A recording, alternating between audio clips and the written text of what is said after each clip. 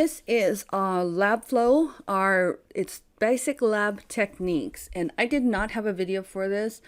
So this is an updated video for this semester of spring 2022. I know in the past I've been using previous ones that they keep changing, but this one is new.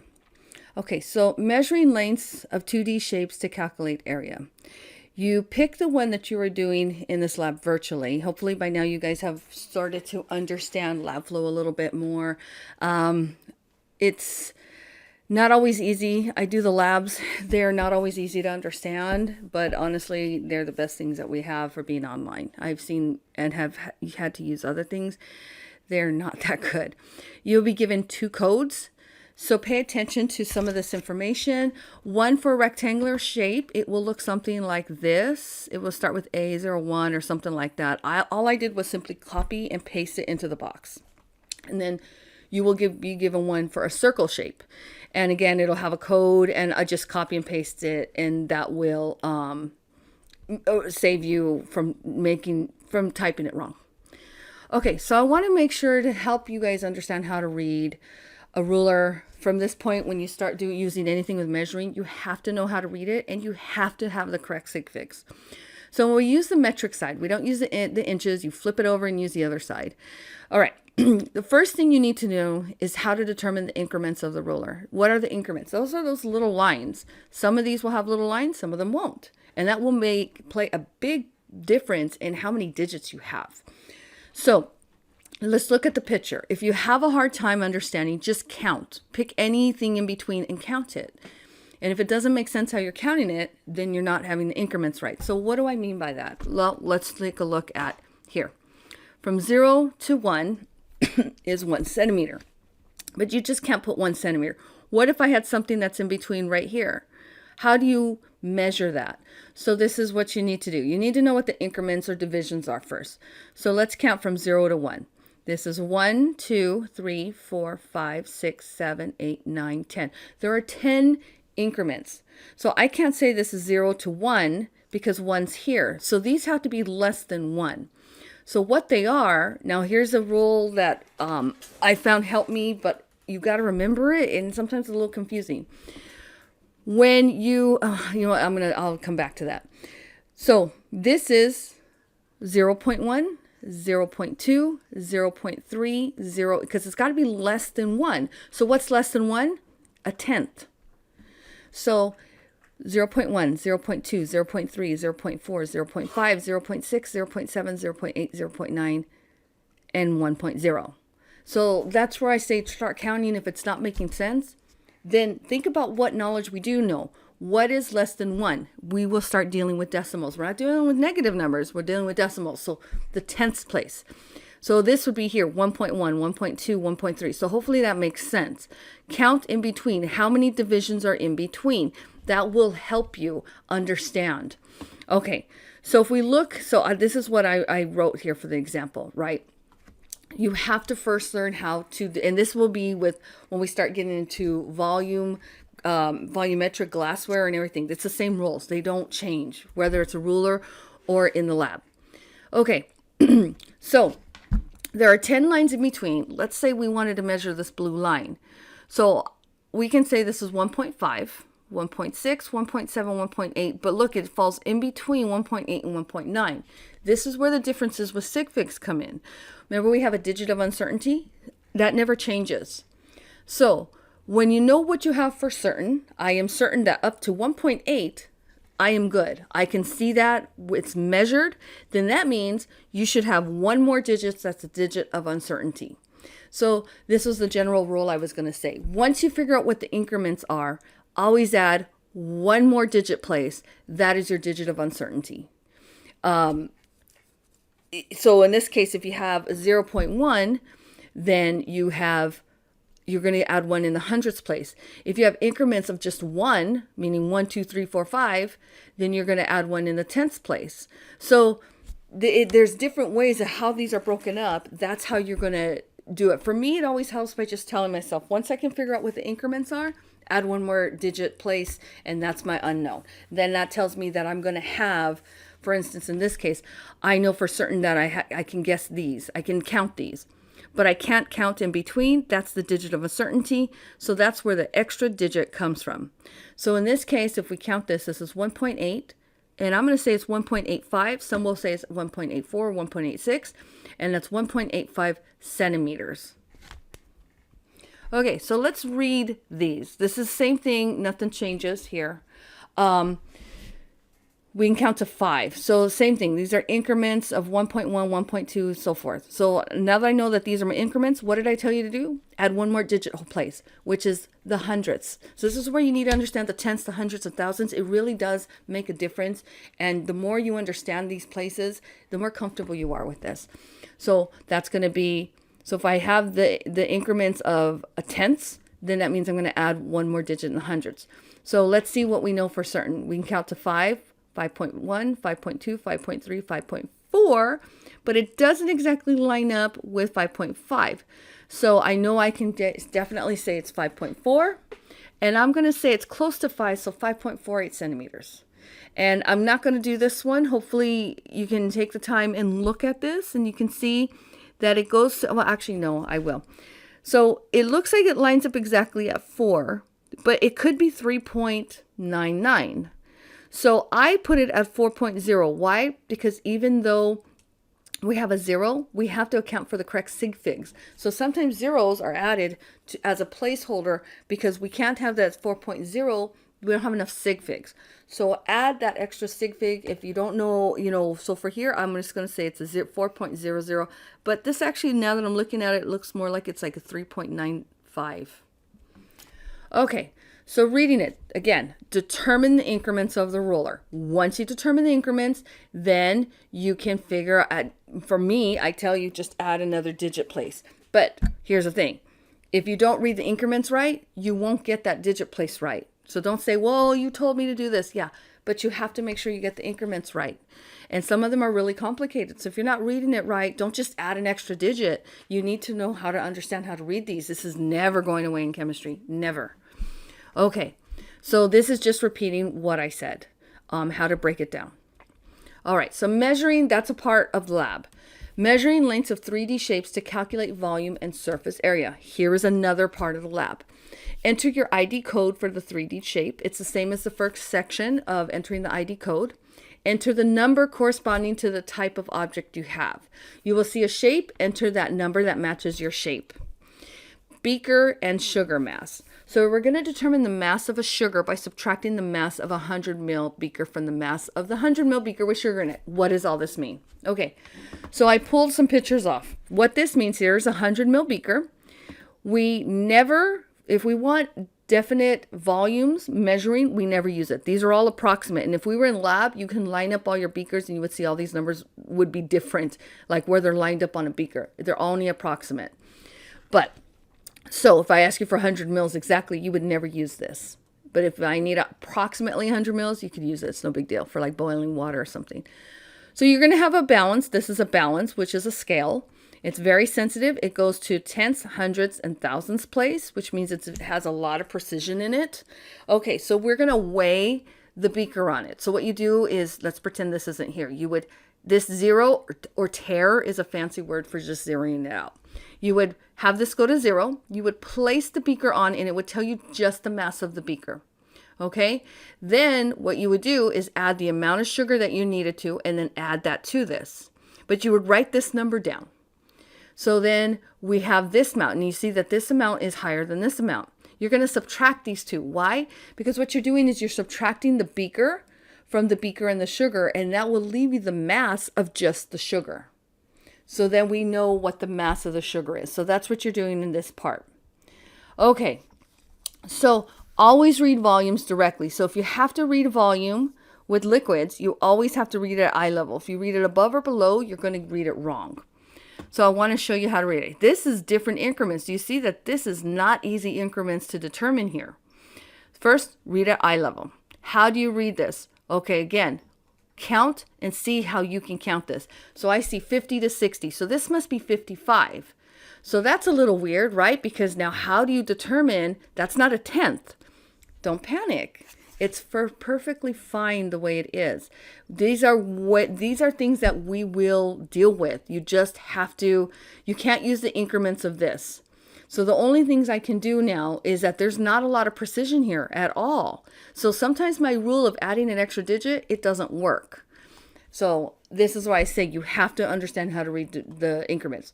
Okay, so this might help by just looking at the volume. Second thing, never take it from here, never take it from here. See how this kind of concaves down? You always take it at the lowest point of the concave. So the meniscus, it's called a meniscus, and it's down. So I have a 50, a 55, and a 60. Those are the only things I know for certain. Anything that falls in between is uncertain. So that tells me that this digit here is my uncertain digit, the one in the ones place. So I'm going to say that in between here and here is about 52.5, but if you see this goes a little lower, so my volume here is 52 mils. That I know that learning how to read these things are very confusing in the beginning, so look these over. This will help you. There's not really an easy way. It just comes with practice, honestly. It really does. Break down the increments. Look at the volume. If you can try guessing the volume and you realize, hey, I can't guess this, then you're done. You've hit the wall. You have to say that this ones place is the digit of uncertainty because you don't have any markings to tell you what it's not. So it's technically not that difficult as it may seem, but it takes practice to get comfortable. Okay, so increments.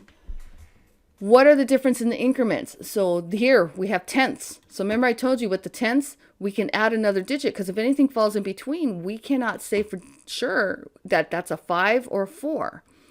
Here, it's even worse. We have to use less precision. So here would be a perfect example. What are the increments? There is no increments in between here. So if there's no increments in between, you got to say that this is about 2.5 and that's it. That's all you can say. And this number here is the digit of uncertainty. So here's an example of the difference with precision and why sig figs and understanding the increments is so important. Okay, so density. Remember density, we have a conversion that we can use here. Density is length times width times volume. It's 3D. It's giving you where area is only length times width. We're also doing height now. So think of depth. So for density, we're going to be given a mass. We have to determine what the mass is. And then we determine the volume. In volume, this is where the centimeters cubed come in or the mils. And you have to read the ruler as accurately as possible. So it's length times width times height. And then we plug them in. To get density, we use the mass over the volume. And the density units are grams over centimeters cubed or grams over milliliters. Okay, so determine the density of water. We want to know what the water is. Now, we have to determine the mass of the water through subtraction. So remember when I was telling you about how to do this, we're doing the same thing again. Through the subtraction between the empty graduated cylinder and a graduated cylinder with water. We're doing the same thing as a sugar. We're going to weigh the mass of the 100 ml graduated cylinder by itself, which gives us a mass. We're going to add the water, and that's going to give us a larger mass. Through subtracting these, it's going to give us the mass of just the water. So we have our mass done in grams. And make sure you follow all the sig figs that it's giving you. Follow the rules for addition and subtraction. Now the third thing, we got to use the density formula. So this is density. It's a fancy P, which we never really use, but I was trying to find an image that broke down what these mean. Mass over volume. So we just got our mass. Now we need to determine the volume by reading a graduated cylinder. So this, if you want to take a look at this one, what are the increments here? So we go from 40 to 50. So there's got to be something in between. So if this is 45, this is 41, 42, 43, 44, 45, 46, 47, 48, 49. So these are increments of 40, like 40, 41, and so forth. So if I need to read this, how do I read this one? So if this is 40, this is 41. Here, I'm going to add one more digit. Why? Because if it falls in between, I can't say it's 41. So I would say this is 41.2. That would be my, what I would say for mine. So again, you have to break down the digits, look at where the volume is. Sometimes just looking at the volume and trying to read it will help you determine like, oh, I can't use that number of digits, or I can. Okay, so measuring volume by displacement and calculating density. So what does this mean? Well, have you ever gotten into a bathtub and water spills out? Your volume will push the same volume of water out. And that is how we determine density for weird or oddly shaped items that they can't just measure through length, width, and height. So what they do is they have first determine the mass of the object, and then you're going to know a certain volume of water in the graduated cylinder. So you're going to measure that. You're going to make a notation of what that is. You read it just like reading it here, and you're going to mark that down. Now what's going to happen is you're going to add an object to it, and the object is going to take up a certain amount of volume, and it will push the water up. And you're going to notate what that volume difference is. So if you see here, this object goes in, you see it's here, and now that it's in here, it's going to push it, and it pushed it 2 units up. Okay, so in this case, don't pay attention to this volume of 2. I just found this online. It's a nice visual to see what's happening. So what do? First, we determine the mass of the object in grams. Then we add water to a graduated cylinder and measure the volume of water, and without the object in it. Then you add the object to the water and you measure the water. We subtract the volumes of the graduated cylinder minus the graduated cylinder with water, and the answer gives you the volume of the object. So we're going to subtract this from this, and that's going to give you the volume in mils of the object. And now we use the density formula. Let's see if I have it here. Here, so we have the mass, and we'll get the volume for the difference in the water levels, and then we can plug in and determine the volume for that, the density for this object. Okay, so measuring volume by displacement and calculating density. So here, determine the mass of the object. Use the difference in volume of the graduated cylinders to determine the volume of the object. Remember, I told you this is 3D. Use the values to determine the density. So in this case, you can see with mine, it started at 30. Let's count the increments again. So what is this? This goes 30 to 40. Let's see if I try to count something in between. I wouldn't be able to without using the tens place. So I'm going to say this is 30. And let's pretend I had something here, right? So it would be 30, 31, 32, and I would say 32.5. So that's how I can determine also the digits. So in this case, I'm going to say it's 30.0. Now, if I go on to this one, you can see that it's right here. So I know for certain it's 35, 36, 37, and I'm going to say it's 37.0. And I'm going to subtract those, and that's going to give me the volume of, in this case, you're using aluminum pellets. So this is a new lab. This is one object here, and this is, I think, the same object, the same lab. Sorry, I should have. They don't put numbers on these on the lab. Maybe they do on the PDF, but this is how you're doing the displacement of water. So these are aluminum pellets. Now, so you see the pellets that are in here from mine. So these pictures are taken from my lab. I'm just putting up my lab so you can see here. And so we have the mass. Now I have the difference in the volume for my aluminum pellets. Okay, so then I determine the density of the aluminum pellets. Make sure you put a notation because it's going to come back later in the lab of your density of aluminum pellets. So how do you define the volume of a three-dimensional shape? Volume is the amount of space occupied by a solid, a liquid, or a gas. If you know the dimensions of a solid, you can find the object's volume. A two-dimensional shape has length and width. A three-dimensional shape, so think of a two-dimensional shape as length and width, like you're measuring for carpet for a room. You want to do the length and width. However, a three-dimensional does the wall up the wall too. So that's three-dimensional is this one is area. This is not area. This is actually volume of 3D. So volume of a solid is length, width, and height. You also have to measure, so I apologize for leaving this. You also have to measure the units, and that's where the centimeters cube comes in for a volume. With area, you wouldn't get that. You get it squared. So here's something, if you guys don't remember. When you hear the word squared, that means 2. So there would be a 2 here. When it says cubed, it means 3. So that's where the difference is in understanding these. So here's an example. You have a number in S3. if you plug in a value here, you have to cube everything. You cube the 3 and you cube the set in the units, and that gives you the full volume. So you have to make sure to follow multiplying everything out the exact way it needs to be. So it has to be a 3. If you do 2, you're only doing 2-dimensional, and it's not going to be correct. So volume, that's when you see a 3. It's dealing with 3D. When you hear area, it's shape and it's length and width. Volume is length, width, and height. Okay, so determining the thickness of aluminum foil. Aluminum foil dimensions, so you're given a length of aluminum foil, you're given a width of aluminum foil, and then you're given the mass of the aluminum foil. You're going to use these measurements plus the density of aluminum that you just took to determine the thickness of the foil. You will also use the definition of density from the prior section, your answer, and the formula for the rectangle. So volume, you're going to isolate volume from mass and density, and it's going to give you a certain amount. So you're going to rearrange this formula to determine the volume. Now thickness, I don't like how LabFlow gave this to you, so I'm actually giving you the formula. You're going to take that volume and you're going to divide it by the multiplication of length and width. So what you're actually doing is you have length, width, and height. You're going to take your volume and you're going to divide.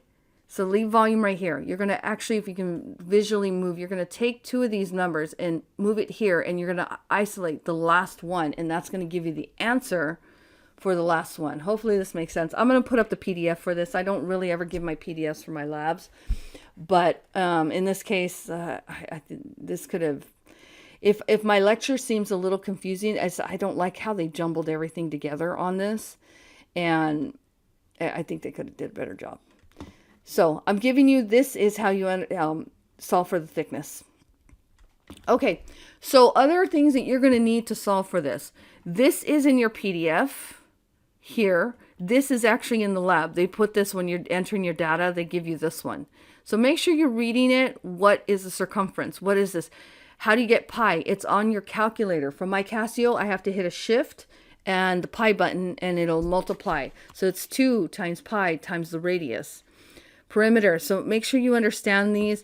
And then here is from your PDF. I also put these because some of these you're going to need to understand how to plug these in. It's going to ask for this.